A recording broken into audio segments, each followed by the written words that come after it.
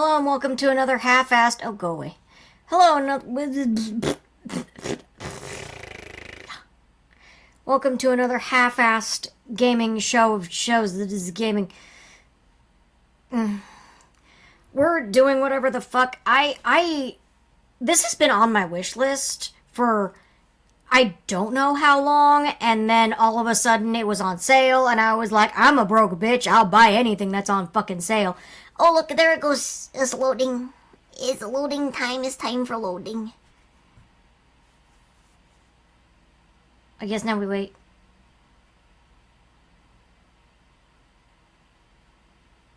My computer is not the speediest. Okay. New game. Is there... Desmond.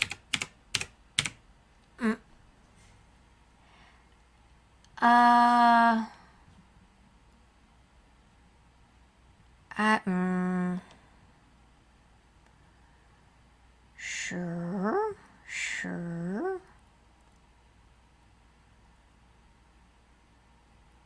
Oh, okay, fine. Sure.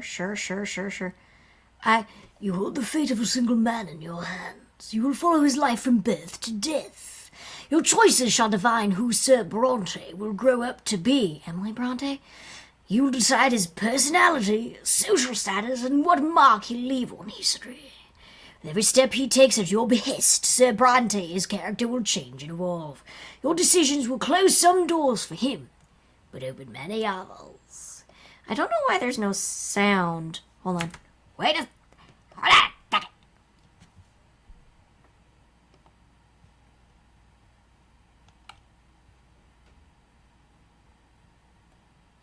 Hold on. Why are you... I am terribly sorry. I cannot believe I didn't notice that. Why is it so big? What? I don't know. I don't know why it's so big. I don't know. Hold on.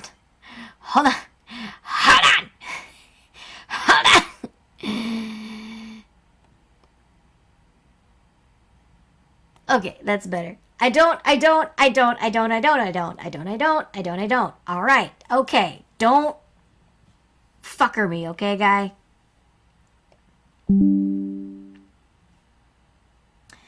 Maybe it's just quiet.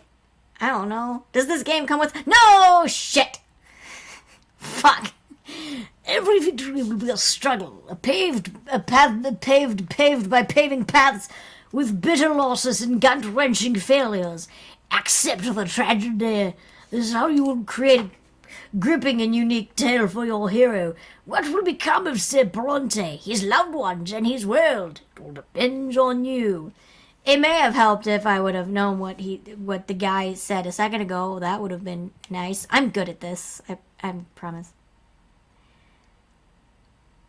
I feel like there should be sound. I feel like there should be sound, and yet tisn't. He's a young man, he was a boy, now he's a man, and now he's an adult man. And I went, okay. Alright. Cool. Oh, now he's a big, strong man. He went through a glow-up. Yes, you love to see it. We love a glow-up. Oh, and then he got sad. I don't know. Some shit went down. I don't fucking know. Is this like Fable? Which I also haven't played yet. In times of the fall of the blessed Archnean Empire.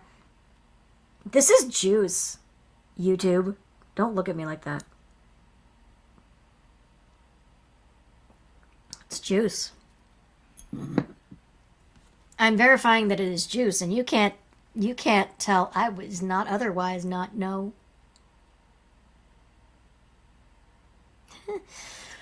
Your fingers are stained with ink. Your breathing grows ragged. Your hands are shaking, yet the words begin appearing on the page before you, one by one, clinging together to form a chronicle of your own life. Who are you? And how did you reach this end? What is this? What is that? What is this? What is that? What is that? That's a scroll. That's a tree. That's a crown. That's a guy. That's judgment. That's the Ace of Swords. That's the Lovers. The Sun. It's a tarot deck. I don't know. You were born, raised, and lived your entire life in the blessed Arcanian Empire. In this land, a man's destiny is predetermined at the moment of his birth. Sounds boring. Whether human or Arcanian, nobleman, priest, or low-born commoner, all bend to the divine will of the twin gods. Are they Geminis? And each life is naught but a single cog in the universe's immeasurable machine. Slorp.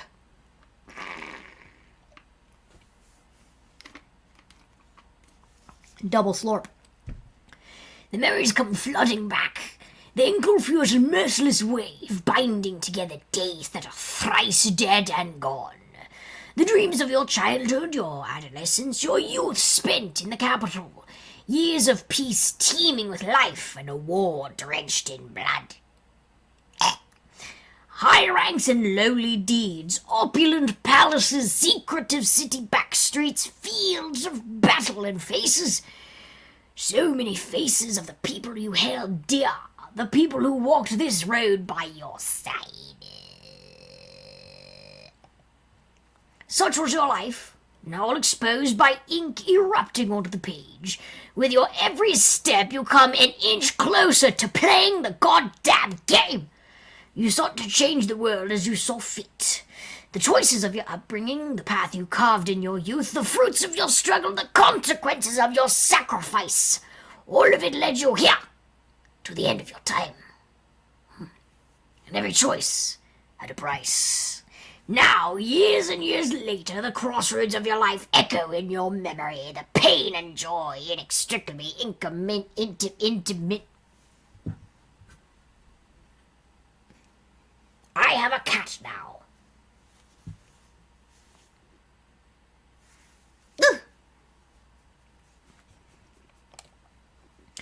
Could you have taken a different path, chosen a different calling, found a different place in the world? You had the power to alter the very course of history. Now on the verge of death, you struggle with doubt, seeking answers to the last and most crucial question of all. Who is the best boy in the world? It is mine. Just kidding, he's kind of an asshole. But I love him, because he's my asshole.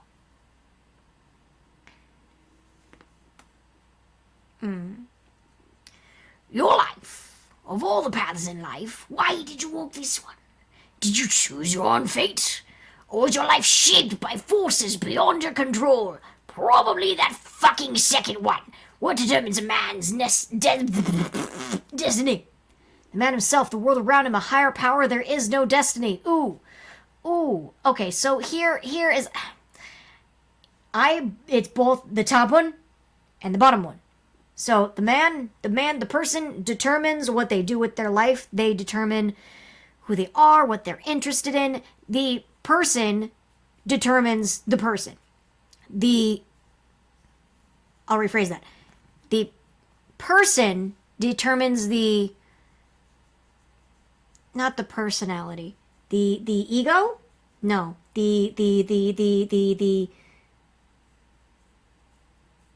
There's a word for it, and I'll find it at some point after this is over. But there is the circumstances determine the choices. No. I'll figure it out at some point. But for now, what determines a man's destiny is, I'm going to say, the man himself. Because you can grow up in a completely privileged upbringing where all of your needs are met, and you are golden child, you get all of the accolades, you become valedictorian, you get into the school of your choice, your parents are super duper great, and somehow you're also an asshole. Or you can be born into just the shittest of shit circumstances with nothing handed to you. You basically have to struggle your whole goddamn life, and you are the pinnacle of sainthood. So I'm gonna say Your life has always been yours to live. You made your own destiny. Oh, there's a little... Hang on. Your path was charted for you by the people, the age, and the size... Oh, it just gives... Your destiny was forged by a power greater than your own will. There is no... Destiny does not exist. Human life is an exercise in chance. It is not governed by any laws. I think it is mostly equal parts there is no and the man himself. Because the universe is just one big fucking coincidence. It bothers me that there's no...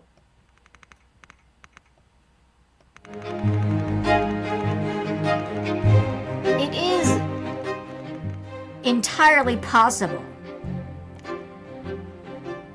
that I'm a big dumb idiot. It's possible.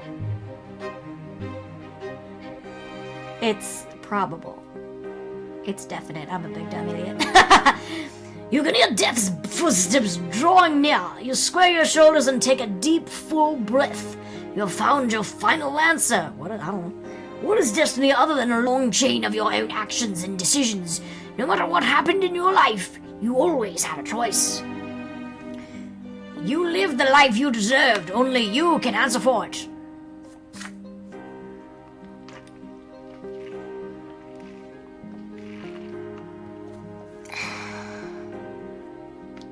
This particular voice requires a lot of water.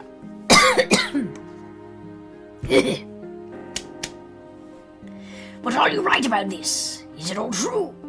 To learn the truth, you will have to return to the very beginning, remembering every step you took along the way. That sounds like a lot of fucking work. On these pages, the story of a man named Desmond Brante will live once more.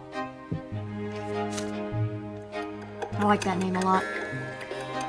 Childhood, 0 years. That was the very first choice I made when I was 0 years old. I chose not to indulge in the titty. And that's why I'm so messed up.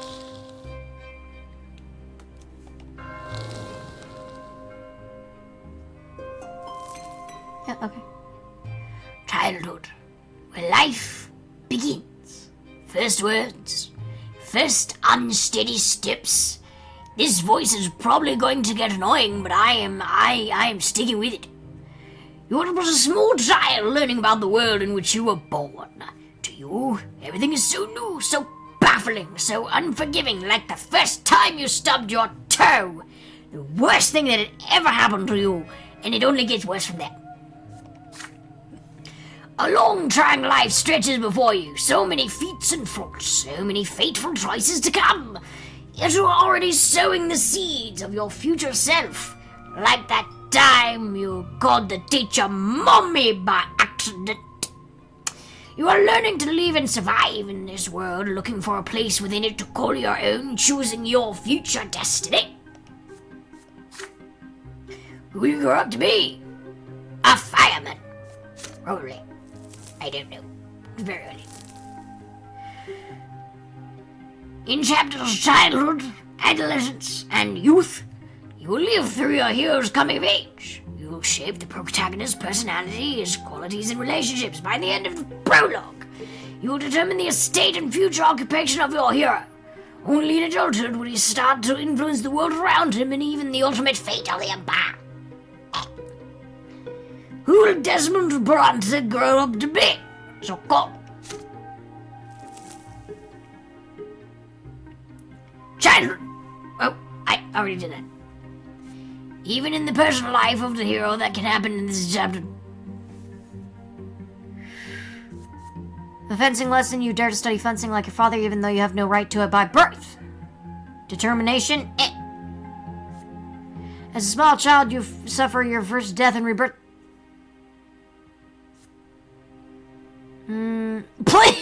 Play with the ants. And the uncles, and the cousins, and the second cousins, and the fourth cousins twice removed.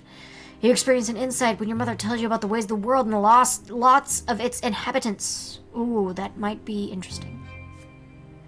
You challenged the sacred order and attempted to seize a noble lot. Kiss the sword!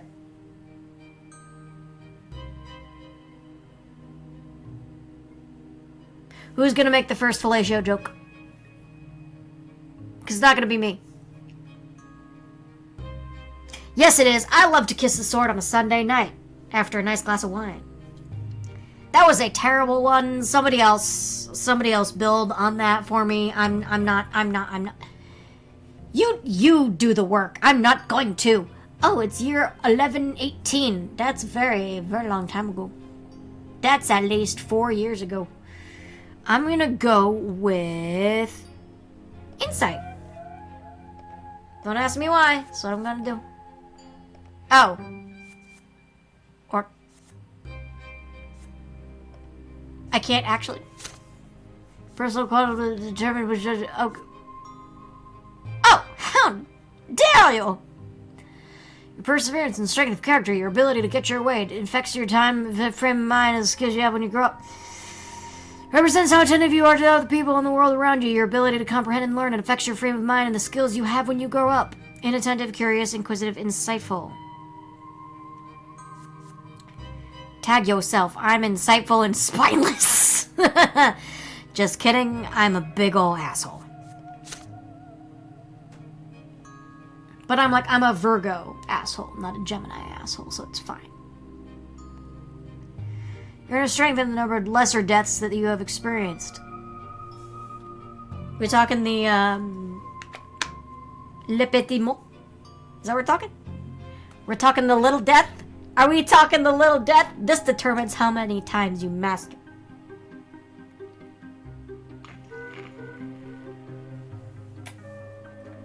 The art of calligraphy. Ready for action. Bet. Remaining inner strength and readiness for action. You spend it on difficult choices. Exhausted, ready for action, full of power, prepared for anything. Well, I guess that's where I am right now. Untouched by death. Died once, died twice, died thrice. True death. Oh. So like halfway to cat status, I guess. Just a little over halfway to cat. Or would it be under? Because 3 is 1/3 cat status. If number 4 is true death and 3 is thrice death, 1/3 cat status.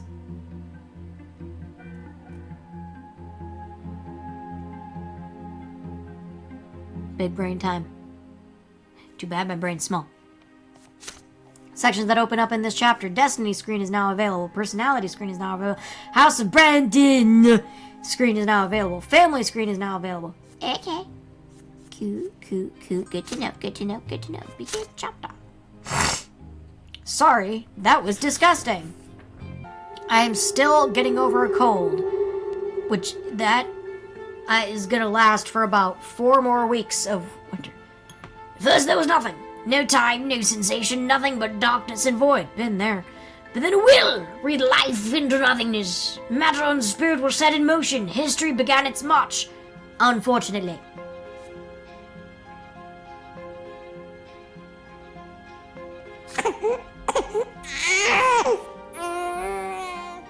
It was your turn to enter this world. Why? I don't know what it is.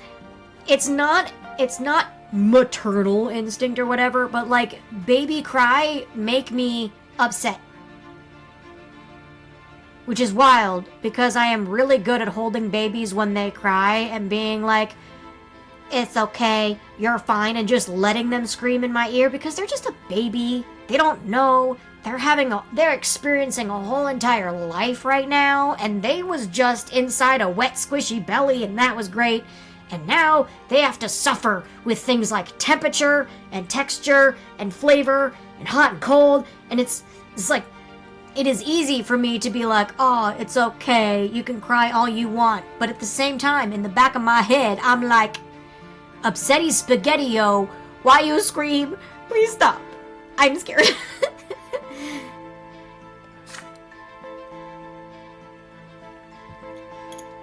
Your first memory. You are lying on your back, blinded by bright white light. That's not my first memory. You don't fucking know. You are not alone. Above you tower the colossal figures of those who created you. I do remember that. You are a part of them. They are part of you. Between you and them is an inexplicable connection, a strong, unbreakable link. They will always watch over you, guard you, protect you. It's the Teenage Mutant Ninja Turtles. It has to breathe. You let out the pain in the form of a desperate scream. Yeah, it does, bitch. Your creators extend their hands towards you. They're true of them. The ones who made you a form from their own selves and brought you into this world. I am gonna have to stop using that voice now because, again, I'm recovering from a cold and it just hurts. I'll come back to it another time when I'm not all phlegmy and shit. They are united. As they lean closer, you begin to see how different they are. You can already feel their differences within you, struggling against each other. The first figure is soft and emphatic, wise and merciful. Emphatic. Did you mean empathetic? Because emphatic means, like, not exuberant. Emphatic, a combination of exuberant and determined. Hold on. Hold on. Hold on a sec. Please and thank you.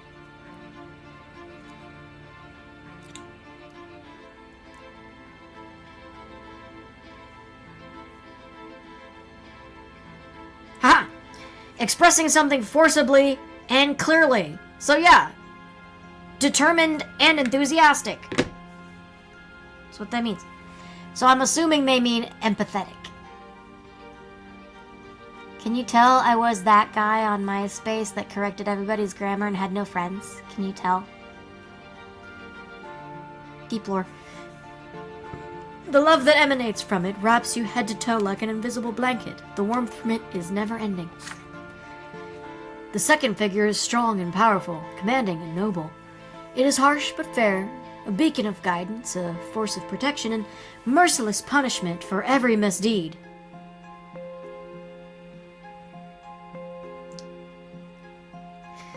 Let your kids make mistakes and be a safe person to come to when they do.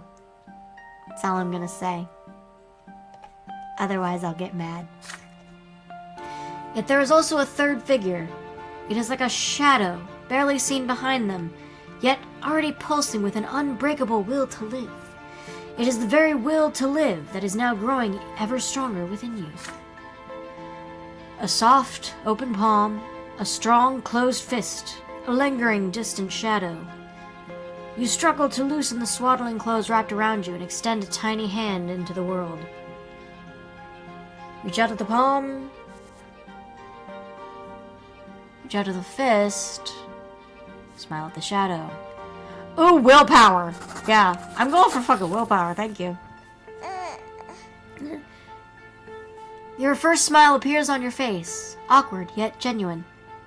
Your father and mother and father, exchange looks and start talking. You know no words yet, so all you hear is a sequence of booming sounds. But the stranger behind them has no need for words. The stranger's look is all it takes for you to feel the will to live and act that now burns with you.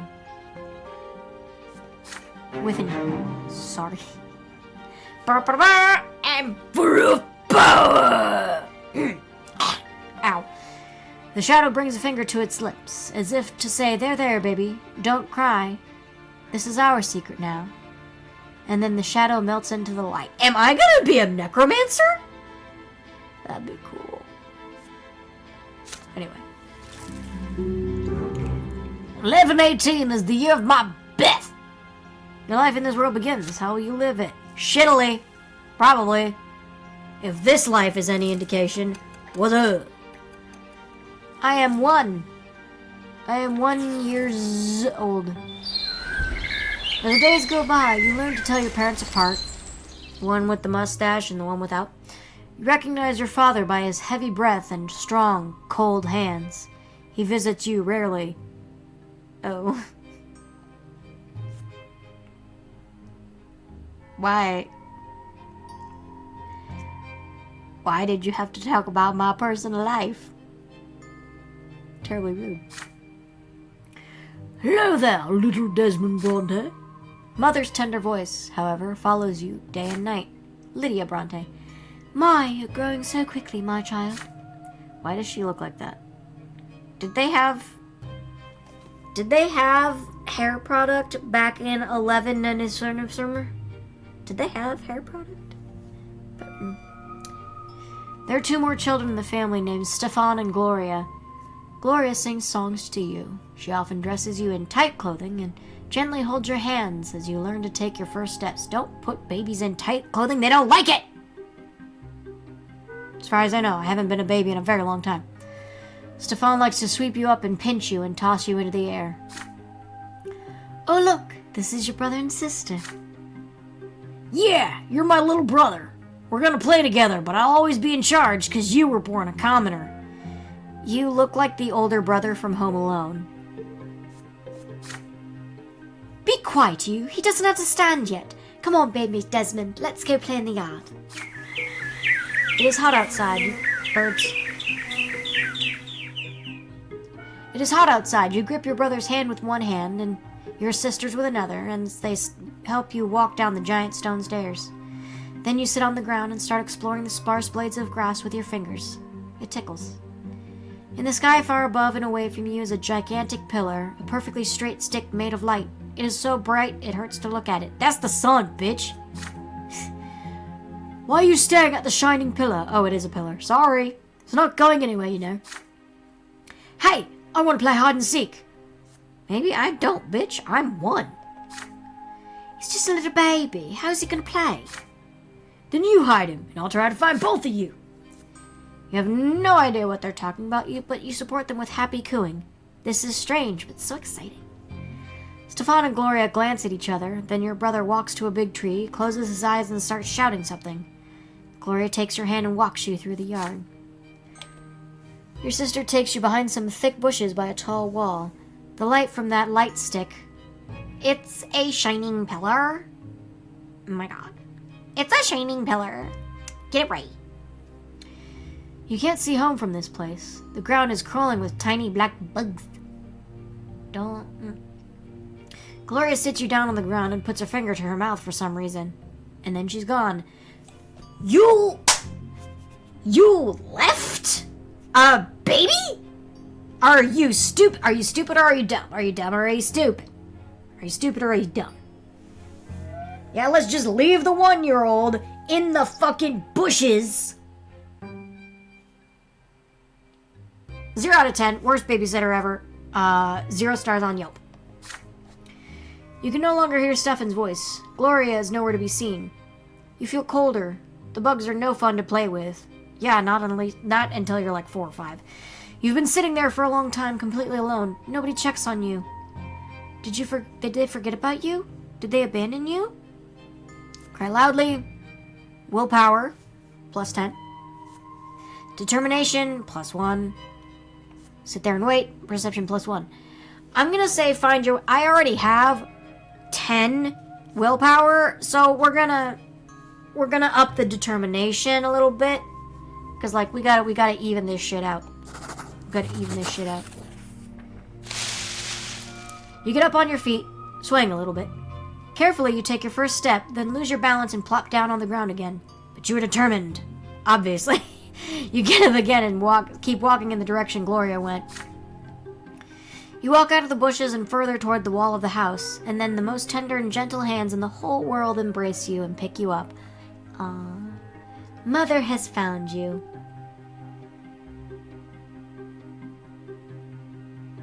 I have daddy and mommy issues. Don't read into it. There you are. You lean on Mother's chest. Her name is Lydia. You lean on Mother's chest and hold on to her with your arms. You want her to know that you came here all by yourself without any help. She pats you on the head. Your brother and sister stand behind her, clearly feeling guilty. Gloria is in tears. Stefan is staring at his feet. Staring. I know you meant staring. I know you meant staring. It's fine.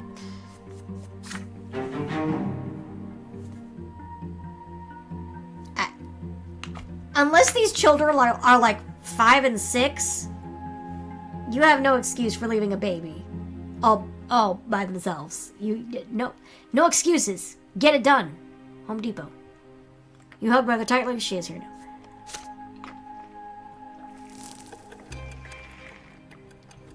I am 2. I am 30. I am 2.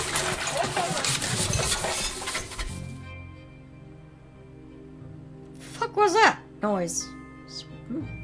The Great Descent. Oh no, I fall down the stairs. Ah!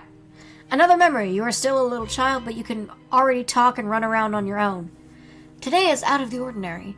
Father is busy around the house, giving orders to the servants. Throughout the day, the kitchen has been abuzz with work, and there are solemn, gloomy preparations and candles being lit. Even your older brother Stefan is quiet today. Mother takes your hand and brings you to your sister Gloria. I don't like the sound of that.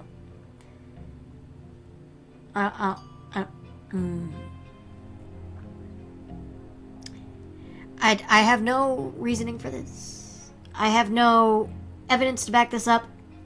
This is gonna be weird. Don't ask me why. I just have a feeling. I have a feeling.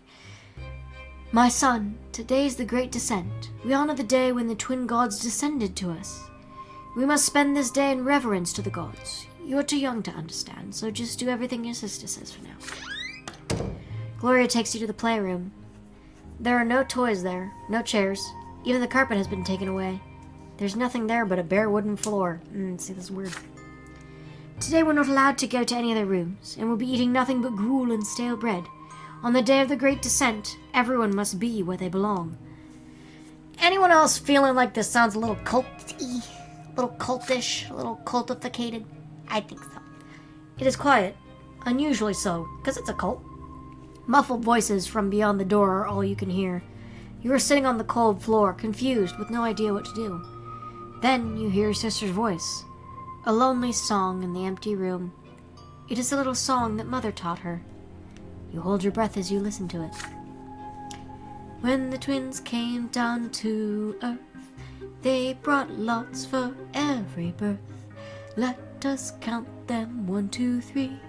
The twins made them for you and me. Nobles rule and bravely fight. They protect us with their might. Priests work hard to understand. Guide us by the twins' commands. Common people work and toil. Always patient, never spoil. Live your lot where you were born. To the day when you pass on. Know your lot and know the prayer. For the twins see everywhere. See, that's creepy. That's creepy. You're transfixed by the tune. Gloria notices your gaze, and a smile creeps across her face. By the way, I'm not going to remember the tune of that, so don't ask me to do it again. You like the rhyme, don't you, Desmond? Do you know what it's all about? Look, there are 3 lots. They were brought to us by the twins when they descended to us from the shining pillar. Remember the pillar of light on the horizon? That's it. You can see the shining pillar anytime from anywhere in the world. Just like a sun. If you follow your lot as you live, you'll reach the peak of the pillar. And if you don't, you'll get internal torment at the foot. You and I are lowborn. Mom is a commoner too, so the lot for you and me is to suffer and be patient and work hard. Understand? The priests and nobles have other lots. That's bullshit. The priests, well, I'm not really sure what they do, but I guess they talk to the twins and then teach everybody. Or so they would have you believe. You've seen televangelists, right? Yeah. Okay. Gloria stares at you intently. Did you get it, silly? Then she shakes her head and keeps singing the song over and over again. Her voice transfixes you, drawing you in. This room starts to glow like the sky. From this light emerge 2 figures you have known ever since the moment of your birth. One of them embraces your sister's shoulder. The other stands guard behind her back.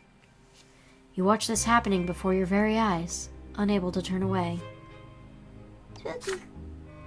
Gloria is swaying to the song, unaware of what is happening. She sings the final verses once more. Know your lot and know the prayer. You feel compelled by this divine sight to express yourself somehow. You feel words condensing within you from the light. But what will these words be? Sing the last line wrong. Determination? Or perception? You join yourself.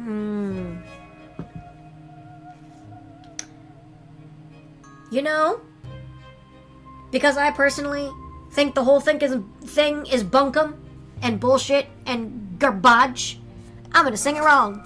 Determination, bitch. I know your lot and know the prayer. The lots are lies told everywhere. Yeah, bitch. That's right. Yeah. You shout these words, but you have no idea how they come to you. It was me. Ha. The shining pair standing behind her back turn to look at you. You can feel their gaze piercing you from top to bottom.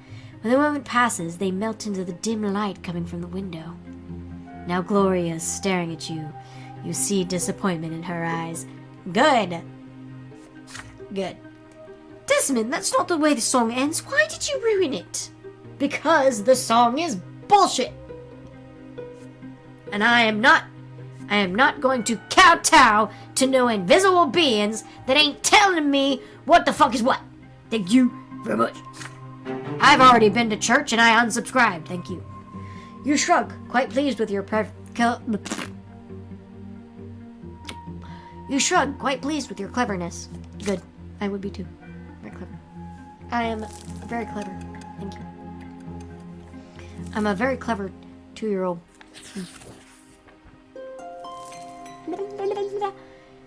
You are starting to understand more and more of what the adults say. Your family is an unusual one. Your father is a nobleman, but not by birth. His is a title earned through great service. Interesting. But your mother is a low-born woman, a commoner. Because of this, you were born a commoner, but father says you may yet come into nobility if you donate enough money to the lots. The Church of Slots. Scientology. I'm making fun of Scientology. You learn to read at an early age. Together with Mother, you read and learn by the hearts the many poems about the divine twins, the twin gods who reside upon the shining pillar. Mother calls these poems prayers. I call them the ravings of a madman! Again and again, you try to discern the shape of the gods in the strip of holy light that shines in the sky all day and night. But the light is too blinding to gaze upon. And nighttime? Are you kidding me? No sleepy times? That's bullshit, and I hate it. The greatest joy of all is when the stairs are no longer an insurmountable obstacle. Now you can climb and even jump from step to step. Father urges you to be more careful and avoid climbing too high. But even though you keep falling, you never stop being curious about the world around you.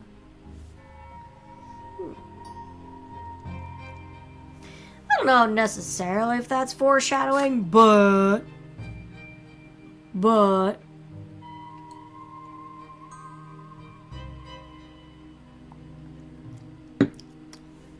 I read ahead. I think your brother's an asshole. Your older brother Stefan now spends less and less time playing with Gloria and you. Playing with commoners is beneath a nobleman to be, he says. They're your siblings. Go fuck yourself. Maybe go fuck yourself. Maybe suck a dick. Maybe suck my big fat penis. It is full of protein. It's good for you to suck a penis. It's good for your health. There's zinc in there. So Gloria calls him names and Stefan pulls her pigtails while sucking a big fat penis.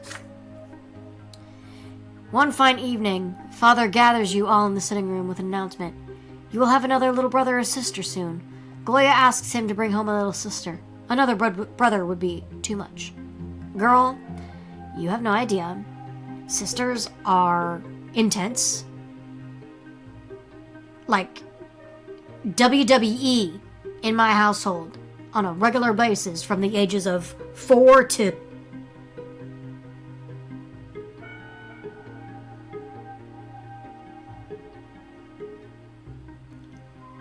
Some age we was too old to be acting like that, but we did. And that's sister. That's that on sisters. You get older and you stop doing it physically and start doing it verbally. And then you both cry a lot in therapy, and then you get over, and then you become like a little sibling club, and like from the ages of 4 to 17, you hate each other, and then age 21 comes around, and you're like, we best friends now for some reason. We don't know when the transition happened. It just fucking did, and now we best friends, and everybody else is irrelevant. Yeah. Stefan gets frustrated. There are too many little siblings getting in his way as it is. So I don't know how the fuck old this Stefan child is, because he's gotta be like 12 or something if he's acting all like, I am the big nobleman born, my siblings are beneath me, bleh. I'm not mature enough to not act like an asshole. Actually, not being an asshole doesn't necessarily come with maturity. Some people are just assholes. As I stated in the very beginning of the thing, some people is just assholes. I don't know. Soon you will be an older brother too, and it doesn't really matter who the youngest will be, a boy or a girl. You will love them the most. Yep. When Father comes back from his trips, he reads his adult books aloud for you. You find those stories of wars, generals, and rebellions quite enchanting, and Father approves of your fascination. Study hard, and maybe one day you'll become a noble of the mantle and earn your sword, but first you need to grow up. You're 3 years old now, boyo. You need to stop acting like a child. Growing up, the concept is as terrifying as it is alluring. It's a trap! It's a trap. Stay silly forever. Oh, oh dear. You keep staring at the carpet under your feet. You're both ashamed and proud, and it feels odd. A scratch on your hand stings a little. Stefan is standing next to you, sniffling from pain. Your brother is training in the yard with a wooden sword. You wanted to play with him, but he ended up getting angry and throwing the sword at you. The stick hit you in the shoulder. You picked him up and hit him with it. Good. He started it. You see Mother's shoes walking to and fro on the carpet. You do not want to look up. You would rather not see her angry. She is not as gentle to you these days. Oh man, the favoritism is over because you're not the baby no more. Why did you hurt Stefan, Desmond? Because he fucking started it. He had it coming. You stammer out an explanation. He hit you first. You just hit him back. Yeah. Duh. Ladies don't start fights, but they can finish them. How dare he pester me like that? When I grow up, I'm gonna hit you with a real sword. No, you're fucking not. Bitch ass, no, you're not. Fucking, I'll ground you till the day you die. I'm your mother now. Mother shushes you both and speaks to you again. Her voice is stern, and yet you can still feel her concern for you. Even if Stefan hits you, you cannot hit him back. You are my son, and I was born a commoner. Our lot is to suffer. That's bullshit. But your brother was born from a noble father and a noble mother. His sacrament is coming soon, and then he'll rule over the likes of us. Nope, I'm hitting him anyway. He does not get special fucking treatment. He does not get fucking leeway to act like an asshole just because he was born special. That's stupid. Okay? Stupid. If you hurt a noble, you must be punished. No. That is your lot. No. And the sooner you learn it, the better off our entire family will be. No. I'm not doing none of that. All due respect, Mother. Shut the fuck up. Now Stefan looks at you in triumph. You look at your mother in fear, not sure what to do now. What's that? What?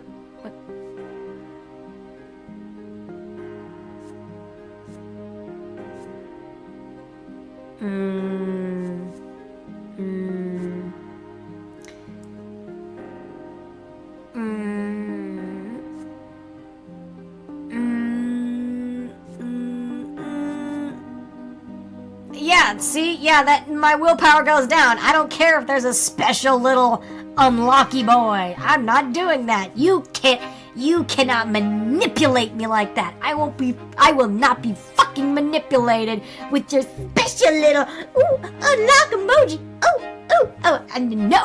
No. Which do I want, perception or determination? I have no perception,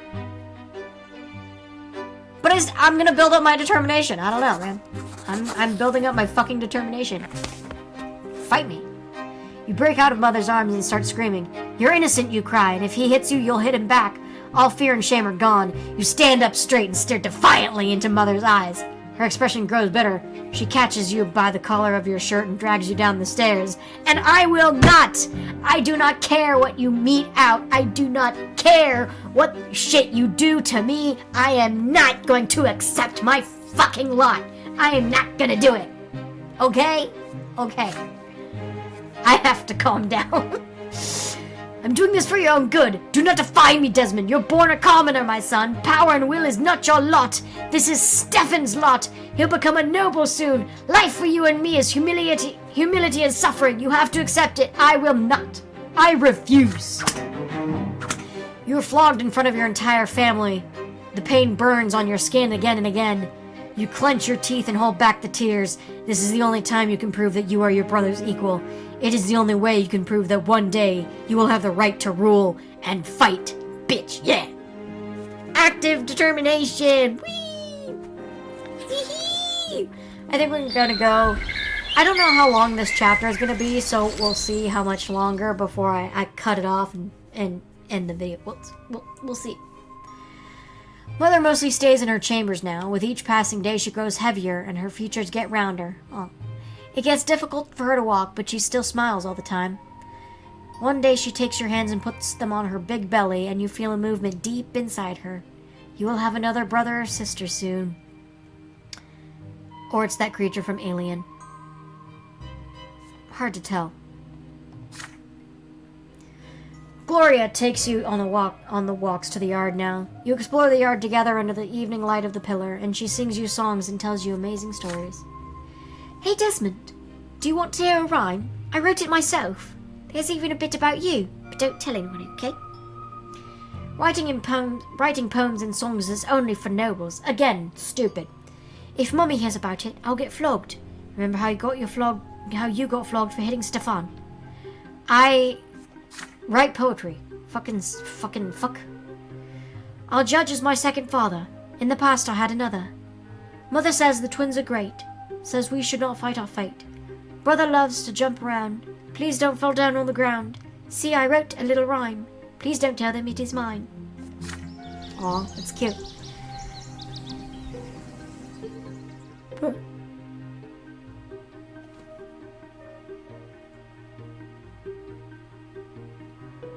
But today your sister is nowhere to be seen. She promised to take you to the old pond and show you the red frogs that live there. But then she vanished. The servants join you in your search. Even Mother leaves her chambers when she hears the commotion. I don't like this. Finally, you find Gloria in the far corner of the garden. She is holding a quill and sheets of paper covered in poetry. Mother becomes angry the moment she sees it. She looks through the poetry and her face grows dark with rage. Gloria is standing before her, wringing her hands and looking for... Okay. I thought something happened to her. I don't know. I thought the pillar, saw that she was writing poetry and was gonna be a malevolent piece of shit-ass, dick-ass, motherfucking-ass bitch. I was concerned. I'm no longer concerned, but I'm still annoyed. Gloria is standing before her, wringing her hands and looking for an opportunity to run, but there seems to be no escape. What is this nonsense, Gloria? We talked about this. You were told to take care of your little brother. You are absolutely not allowed to entertain yourself with this writing. Bush. I can decide for myself, Mom. No, you cannot. It has already been decided by the gods. Bullshit. He's not a little brother anymore. He doesn't need a nanny, and I need some time alone to think for myself. I'm not hurting anyone. You are a commoner and a future wife. Not if she don't fucking want to be. It's time you learned how to properly care for children. No. I'm not having any. I'm going to have a nephew, and that is it. I do not want. Had your disgraceful former father kept me in his house, you could have Had your disgraceful former father kept me in his house, you could have been born a noble. But that is not our fate, and you are absolutely forbidden from ever spoiling paper and wasting ink again. Shut up. Mother grabs Gloria firmly by the hand and takes you both into the house. The scribbled sheets fly into the fireplace. Gloria sobs violently. You're a bystander to this scene, unsure of how to act. Oh. Claim to mother about... no. What? My willpower goes down?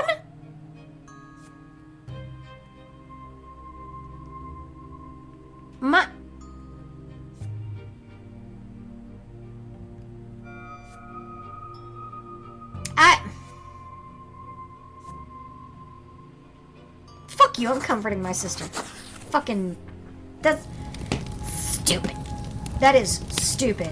And how... Willpower? What the fuck? If being empathetic and showing tenderness to another human being drops your fucking willpower, I don't want any. What? What kind of bullshit, stupid? I want to continue playing the game, but I'm annoyed. Ow. I should be wearing my splint, but I'm not, because it makes it hard to click the thing. Mother leaves. The last of your sister's poetry burns away in the fireplace. You walk up to your crying sister and take her by the hand. None of this is her fault, you say. What Mother did is wrong and far too harsh. Gloria sniffles before speaking. I agree, but I did leave you all alone. You're not mad at me, really? You nod in reassurance. Gloria embraces you. Yeah, I would rather you hang out by yourself and make yourself happy and do things that you're interested in. Fucking...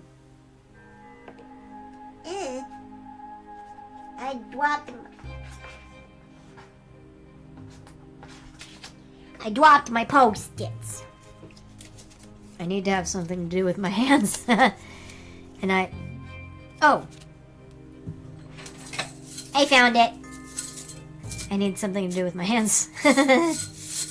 Be the ADD, bro. Desmond, you're the best little brother in the world. I probably should. This makes noise. But I... I'll just... The two of you make a little deal. She promises to tell you when she wants to be alone, and you promise to protect her and her secrets, always. See? +2 sympathy. Yeah! I'd rather... Oh. The illegitimate daughter of your mother, Lydia. She has never met her real father. Her position in the family is precarious. Robert Brante has never acknowledged her as his own daughter. Aw. That's stupid. If I end up with someone and they already have kids and their kids are okay with it, that's my fucking kid. I mean... Like, I'm not your new mom, I'm your additional mom. So, again, if the child is okay with it. Because some kids ain't ready for that shit, and they're not into it. And that's fine, because, you know, it can be a tumultuous situation, but just so you know, if I marry your parent, you are now my responsibility and someone who I care about very much. Therefore, you are my child.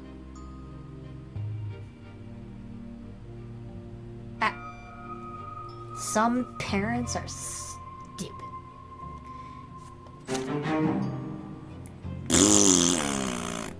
I will take less willpower over.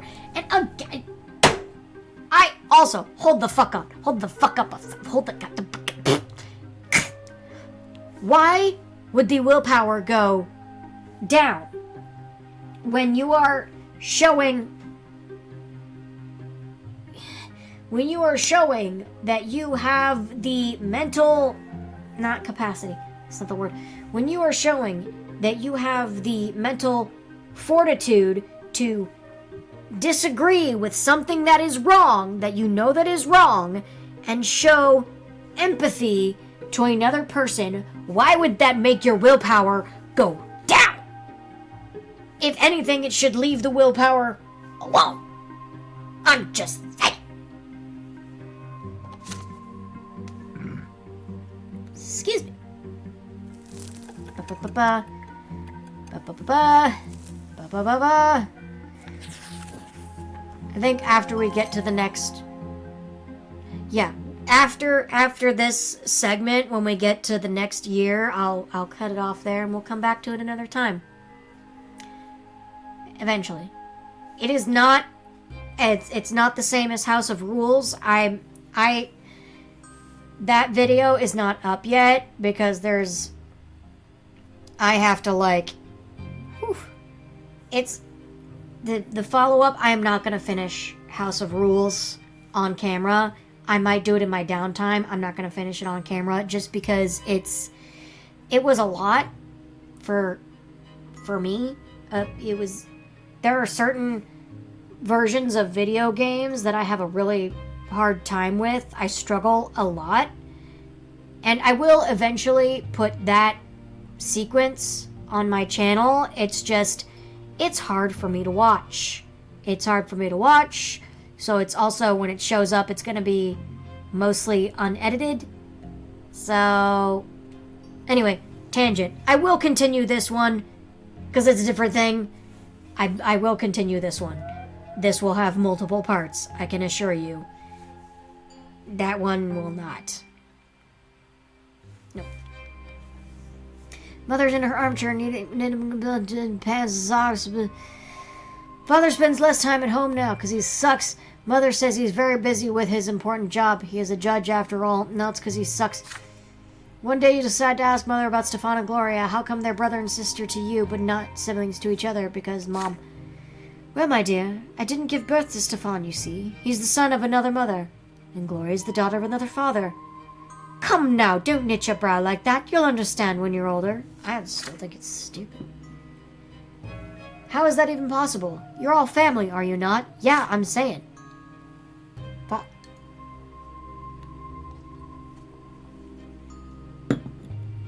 Boop. Several days later, Mother calls Stefan and Gloria to the sitting room. You sneak in after them. At first, Mother gets angry and asks you to leave, but then she relents. You are told to sit still, be quiet, and remember every word you hear.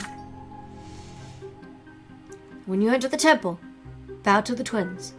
First to the elder on the right, then to the younger on the left. Stefan, you are a nobleman to be, so walk along the side paved with marble where the benches are. Gloria, you walk along the sharp side. When you're there, you must get down on your knees, each on your own side. Stefan, kiss the sword. Gloria, my daughter, they will strike you with the lash. Don't be afraid of it. Resign yourself to the suffering it brings. It is the blessing of your lot. It's a cult! You can't tell me that ain't some straight-up cult shit. Bruh. Gloria doesn't like the idea of the lash. There's a tense feeling in your chest as well. You were told to remember this. Will the lash strike you too one day? You're gonna have to kill God. I think you're gonna have to kill God. Seems to me like you're gonna have to kill God. I'm okay with that. On the next day, they take your brother and sister to the temple. You run towards them when they finally come back.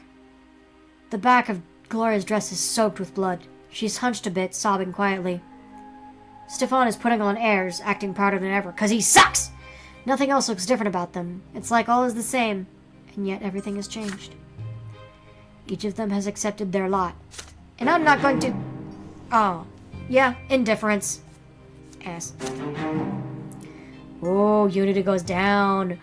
Oh, very interesting. Very interesting. Yeah, because I hate him. Your siblings, Stefan and Gloria, took their first sacrament at the temple. Yeah, I don't like Stefan. Pompous asshole.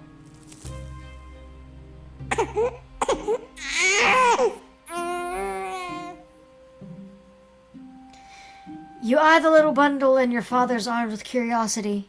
Behind the many layers of swaddling clothes is your newborn baby brother. Mother is glowing and smiling with joy. Stefan and Gloria are also here, all excited. You promise yourself you're going to be the best big brother in the world. You'll never hit him. Oh no. The two of you will play together, and tease Stefan together, and help Mother together, and go on so many adventures together. It feels so strange to be an older brother. Just the other day you were the youngest in the family, but everything is different now. Yeah, my sister's only 19 months younger than me, so I didn't have any differentiation. Your parents name your little brother Nathan, and Mother spends day and night by his side. And Nathan cries all the time, day and night. Mother gets barely any sleep. She is so worn out, she starts forgetting things. Like today, for instance. She forgot her knitting in the armchair in the sitting room. You better bring it back to her as soon as possible.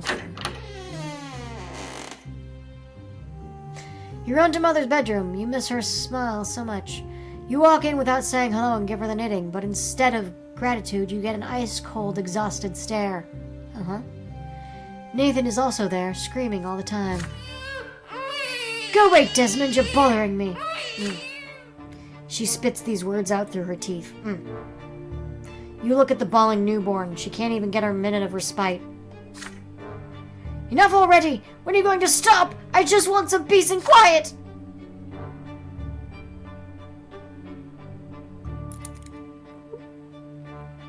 Oh, why can't I do that? Oh, I see. I see. Damn. Very interesting. Very interesting. Mother leaps across the room and starts shaking Nathan with malice in her eyes. His cries get even louder. She looks so tired from his never-ending screams. She seems to be within an inch of smashing him against the wall. Somebody has to do something. You're scared of your mother right now, but you fear for Nathan's life much more. Snatch Nathan from Mother. What? Why does that... Why does that bring the willpower down? That...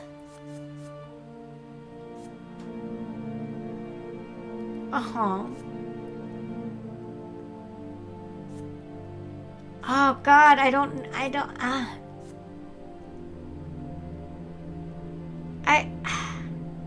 because then I'll have no willpower whatsoever. God damn it.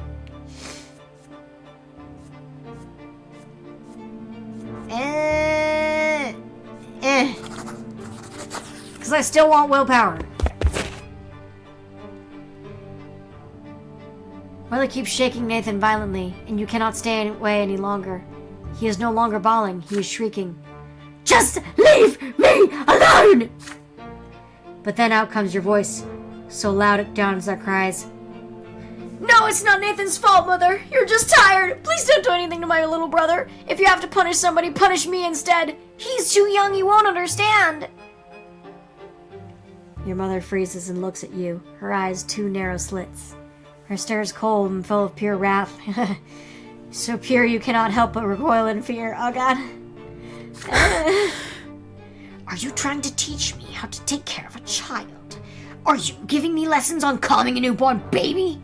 You're so insolent, insipid, nagging know-it-all. It's time you learned your place. Ew. No, I don't like it. I don't like it. She puts Nathan on the bed sheets, then moves towards you. You step back, but a closed door blocks your way. She slaps you across the face. You hear that? I don't like it.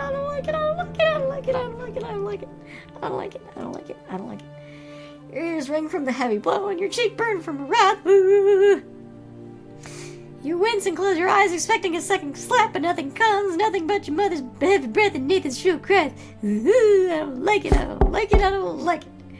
Then there is a knock at the door. You step aside. Father walks in. He looks at you, clutching a reddened cheek at the bawling baby. Mother is a red tears. Go to your room, son. I'll join you soon. You do as you're told. Back in your room, you press your aching cheek against the window, hurt and dazed by what just happened. Oh God, I don't like it. I don't like it very much. Soon enough, Nathan stops crying. You hear Father's heavy footsteps in the hallway. He comes into your room, sits on the bed next to you. Son, please do not be angry. Sorry. Son, please do not be angry with your mother. The Rins know she wishes nobody any harm. This is a difficult time for her, but we will make it through it as a family. You stepped up to protect your brother. You acted like a little nobleman today. I'm proud of you. Your mother and Nathan are resting now. How bad does it hurt? Oh. Alright. You shake your head. Not bad, but your hand still aches to clutch the cheek. Father embraces you with a sorrowful smile and gingerly pats you on the head, and you press your forehead into his housecoat. Oh. Things grow calm now. The trouble has passed, and you are quietly happy. It's nice you got attention from your dad that doesn't really talk to you a whole lot, but still upsetting that that's what had to happen for you to get your attention from your dad. No. Your younger brother Nathan is born. Oh God. Listen.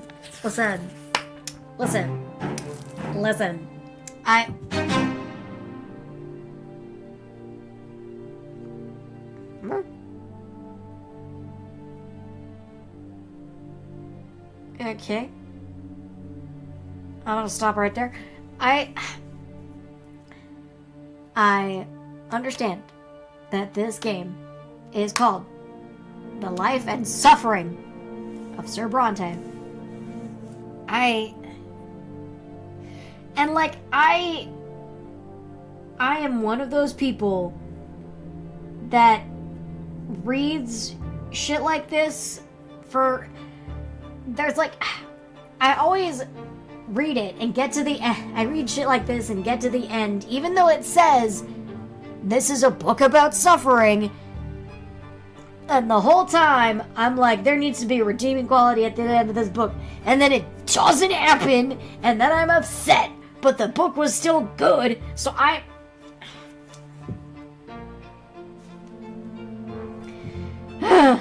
was born to suffer, I guess. I don't fucking know. But anyway, that's gonna do it for me for now, for